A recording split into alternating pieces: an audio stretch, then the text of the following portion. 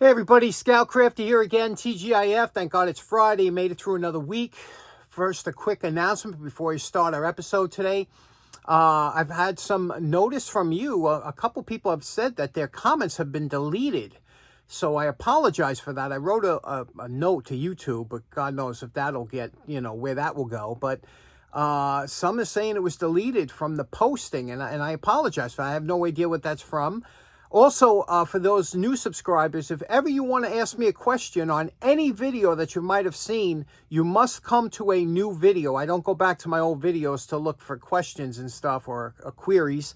So if you have any kind of question or comment on any video that you've seen, come to the most recent video, which will be today's, and leave it in that one. And I will get right back to you on that because I answer all the questions and comments of the video until the next one's released. So I do 3 a week. So always look for the most current video to leave a comment or a query.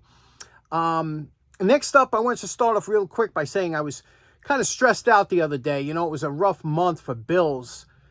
December's always rough for me. My home insurance comes, and man, the home insurance just went crazy. $3,200 a year for home insurance. It's insane. And then with the oil going up, and so I was a little stressed out. And whenever I'm stressed out, sometimes I have to sort to, I pull out the heavy guns. And for me, the heavy guns, sometimes I watch an old series of one of Jerry Anderson's productions, and Thunderbirds, you remember?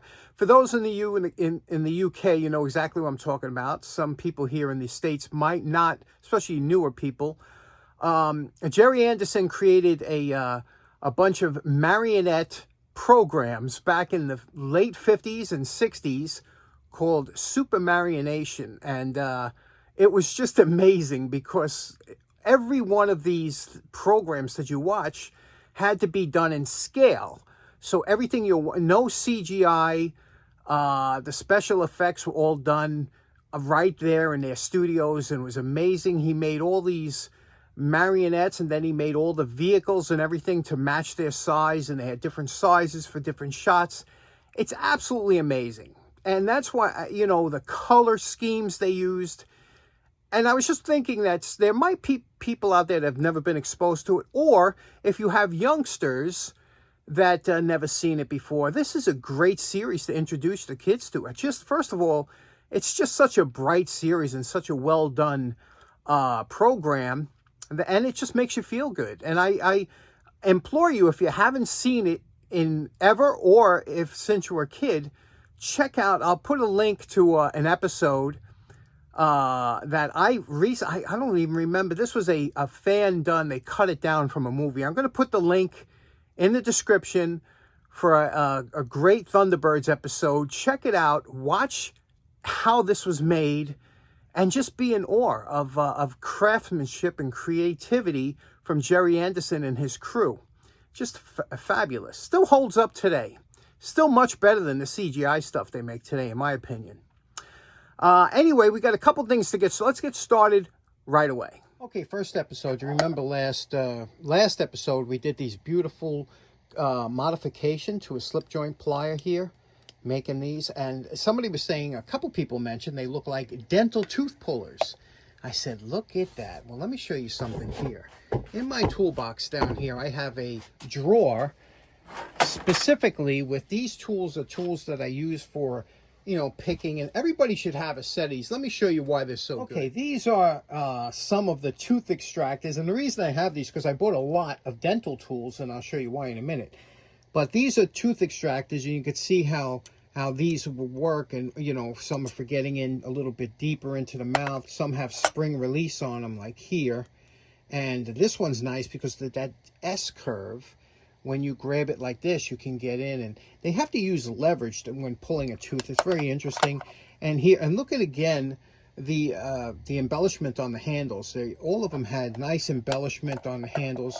And whenever you see these kind of stainless steel tools, they're usually surgical or dental tools. And the reason is because stainless steel, they can put them in an autoclave and sterilize them and stuff. So that is those are tooth extractors. Now, I got most of these from a neighbor of mine, believe it or not. He had a box of dental tools. He says, can you use any? I said, yeah, I can use them for sure. And And I grabbed a bunch of these from him, and was very happy to get them. First of all, these are made by Wild in USA. These are regular picks. You can buy these. Harbor Freight makes them. Really, you need it. If you don't have a set, they really come in handy. Look at this particular dental tool. How nice is this with the handle and the shape of the handle? And you can tell this is a vintage, nice tool. But and here's some more older tools you could see here. You could tell by the knurling and the type of steel that they were. You know, these were, and I use these all the time, especially for picking out dirt from screws, things like that. You know, they always come in handy. They used to be a lot cheaper than they are now, but you still can get lots on eBay and whatnot of maybe 5 or 6 of them at a good price. And you know, sometimes they get a little bit dull for dental work, but they're fine for what we use it for picking and whatnot. And so they're good to have. You should have a couple sets. But do you know what these are here? Have you ever seen one of these before? See here? Take a look at it. See that? Pretty interesting, right? You know what this is?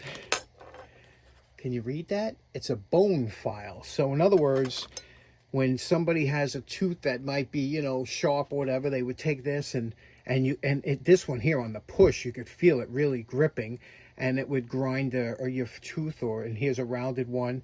Bone files, you know, you could still use them today.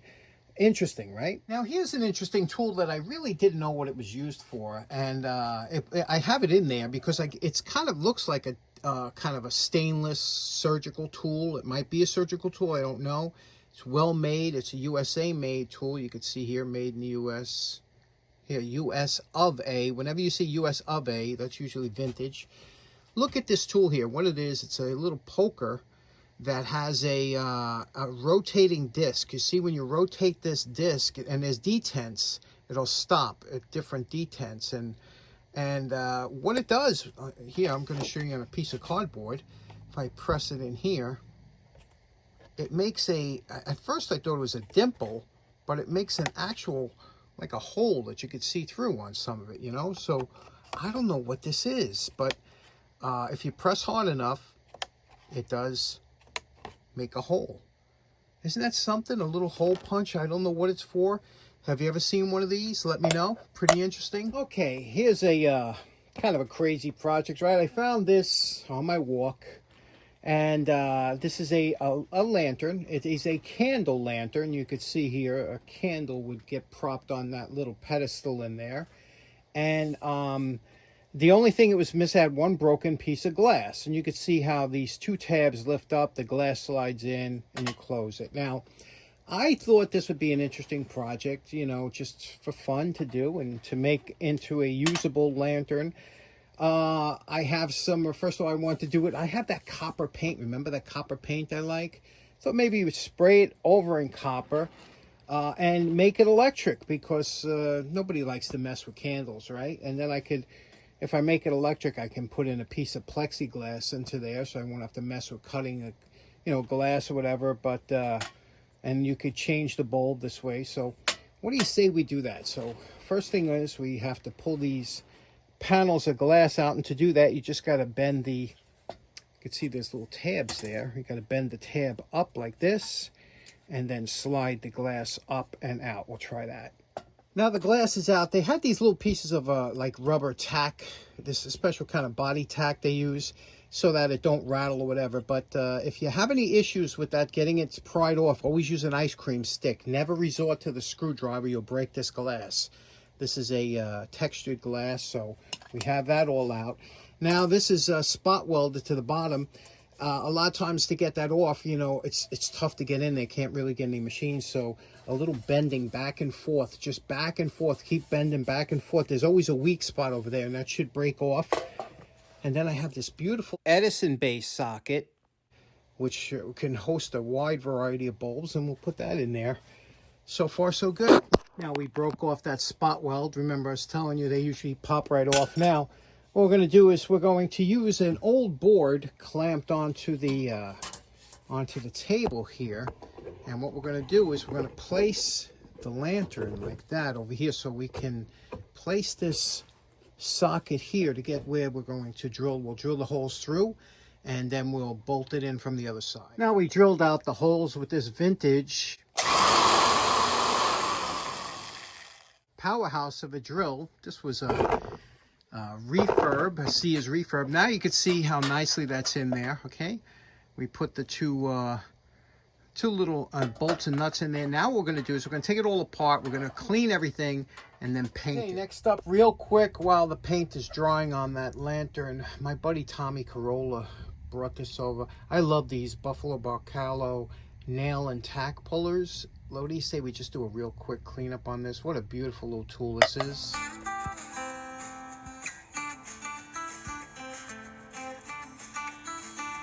And we're calling this project done. Here we have our Buffalo Barcalo.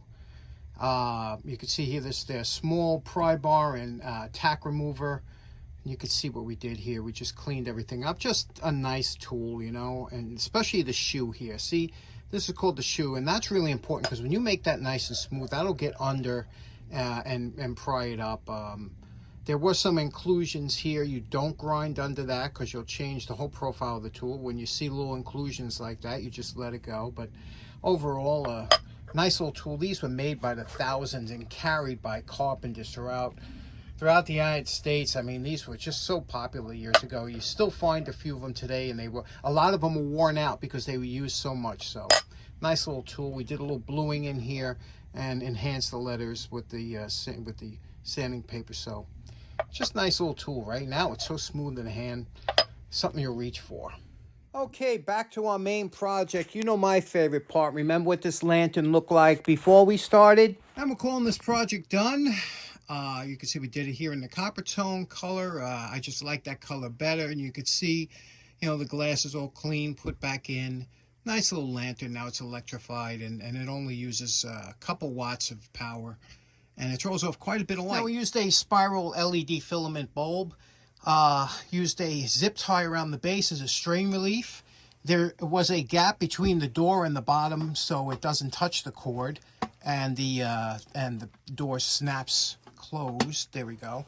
Snaps closed, and there's the plexiglass we put in there, so everything's good to go. Okay, so in closing, 2 quick projects in the can. Just want to reiterate one more time, keep the stress out of your life any way you can. Try and check out that Thunderbirds little mini movie. I think you'll enjoy it, and hope you have a great weekend. Take care now. Bye-bye.